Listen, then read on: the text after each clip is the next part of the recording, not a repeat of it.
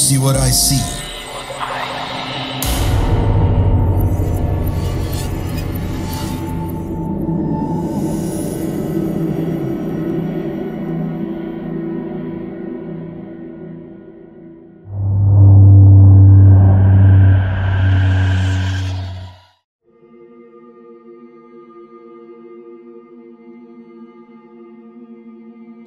Di sebuah rumah kayu tua yang kerap berderit di malam hari, yang seolah menyimpan rahasia kelam, tinggallah Ima, seorang wanita yang telah menapaki usia hampir setengah abad, bersama suaminya, Supar, seorang pengrajin kayu jati yang terampil.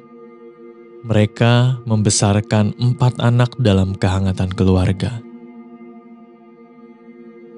Karya Supar, yaitu lemari, meja, dan kursi dari kayu jati dikenal luas, membawa kesejahteraan bagi keluarga mereka. Namun, ketika anak-anak mulai beranjak dewasa, harmoni itu perlahan memudar. Anak sulung menempuh pendidikan di kota lain. Anak kedua dan ketiga belajar di pesantren yang cukup jauh dari rumah, menyisakan Ima yang hanya bersama anak bungsunya di rumah. Di tengah meningkatnya kebutuhan anak-anak, usaha Supar justru semakin berkembang. Pesanan mengalir deras, memaksanya sering berpergian keluar kota untuk mencari kayu yang berkualitas. Ima dengan penuh syukur mengelola rumah tangga, tak menyadari kegelapan yang mulai merayap dalam hidupnya. Tiba-tiba, Ima dilanda sakit kepala yang luar biasa menyiksa. Rasa sakit itu begitu hebat, hingga ia kerap pingsan. Berbagai dokter telah ditatangi. Pemeriksaan CT scan pun sudah dilakukan. Tapi hasilnya mengejutkan. Tidak ada kelainan apapun. Dalam keputusasaan, Ima mencari penyembuhan spiritual melalui seorang ustadz. Proses ruqyah yang dijalaninya rupanya cukup terasa menyakitkan. Tubuhnya seolah terbakar, perutnya mual, hingga sering sekali memuntahkan isinya. Dan kata-kata kasar asing selalu mengalir dari mulutnya, seolah ada kekuatan lain yang mengendalikannya. Puncaknya, pundaknya terasa ditindih oleh beban berat.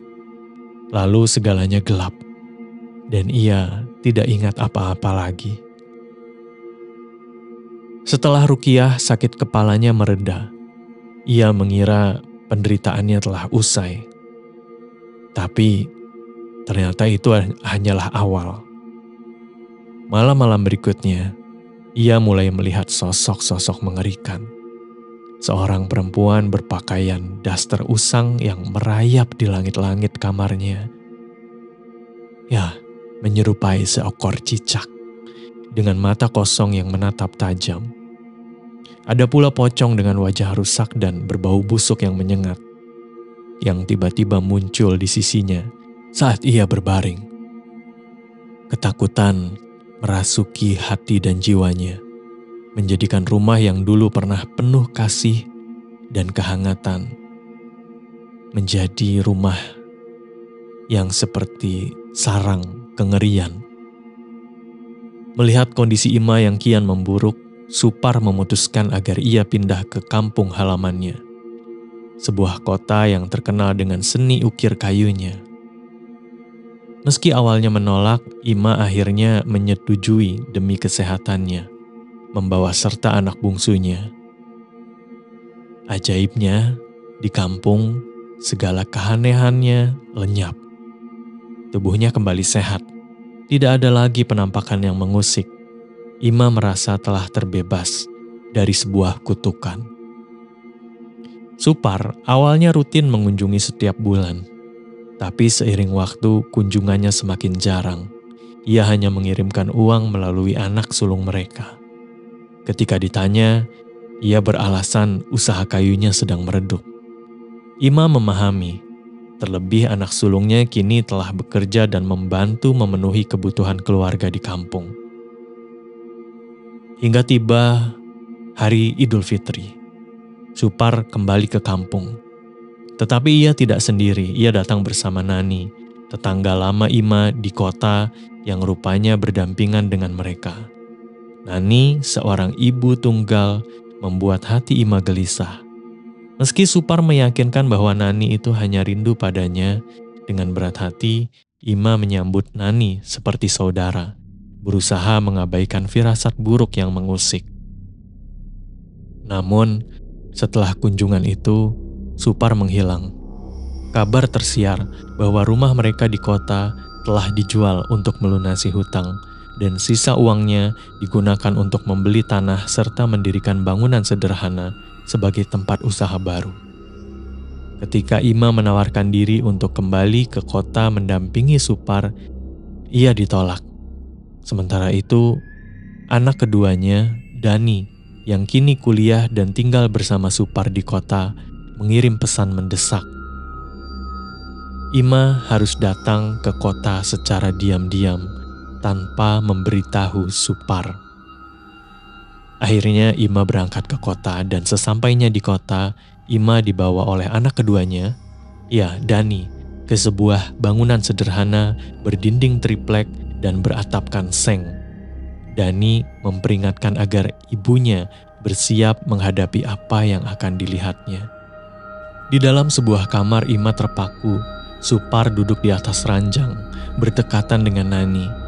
Ketika mata mereka bertemu, wajah Nani memucat.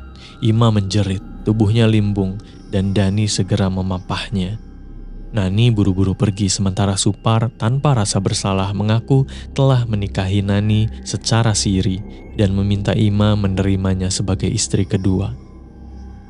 Pengkhianatan itu menghancurkan hati Ima, terlebih karena pelakunya adalah Nani, yang ia anggap sebagai saudara.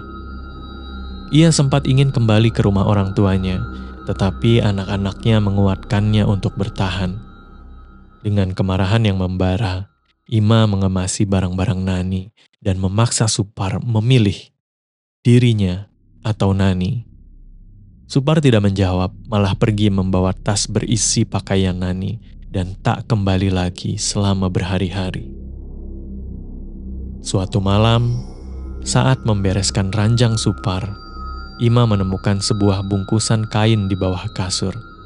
Isinya membuat ia tersentak. 2 boneka pocong kecil diikat dengan rambut panjang yang ia yakini milik Nani. Hawa kamar menjadi mencekam. Bayangan di dinding seolah bergerak. Tanpa ragu, Ima membakar bungkusan itu. Malam itu Supar pulang dengan wajah muram, meminta maaf dan mengaku telah menceraikan Nani. Meski hatinya masih perih, Ima memilih memaafkan demi keutuhan keluarganya. Namun ketenangan itu hanya sesaat. Ima mulai terserang batuk hebat. Lehernya seolah dicekik setiap malam. Dalam mimpinya, wajah Nani selalu muncul, penuh dendam dan berusaha menyakitinya. Namun selalu terhalang oleh kekuatan tak terlihat. Segala obat dan pemeriksaan medis tak membuahkan hasil.